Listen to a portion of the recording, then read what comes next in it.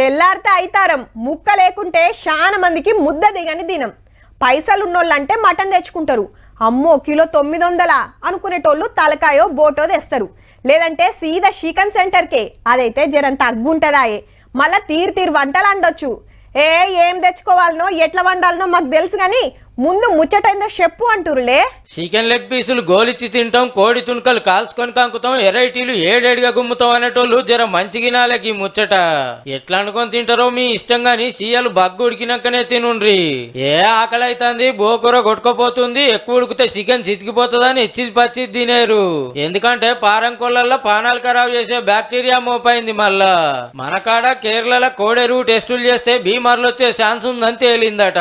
కోడి పిల్లలు చెప్పున పెరగాలని, వజన్ రావాలని, రోగాలు అంటొద్దని సూది మందులు పొడుసుడాయే. 45 రోజులకే 2-3 కిలోలు అయితే అంటే చూడుర్రిగా. బుక్కే దానా కంటే పెట్టే మందులే ఎక్కువ. మరి యాంటీబయాటిక్స్ అంటారు చూడుర్రి, అగో గవ్వి మోతాదేస్తే ఏం కాదు, ఎక్కువ అయ్యే వరకు బాడీలో అట్లనే ఉంటుందట. అంత చక్కటి కోళ్ళను దుగ్నాలకు సప్లై చేస్తే బూర్వీకి పొతం పెడితే మురుసుకుంటూ చంపుతాం మనం. గా మందులు కడుపులోకి పోయి లేనిపోయిన రోగాలు మోపు చేసే డేంజర్ ఉందట.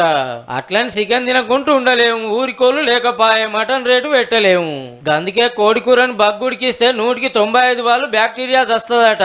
వాళ్ళు చెప్పింది మీకు చెప్తున్నాం. ఇక పచ్చి దీని పారం కోళ్ళు లెక్క అవుతారో, మంచిగా ఉడికిచ్చింది దీని ఊరి కోళ్ళు లెక్క ఉంటారో మీ ఇష్టం.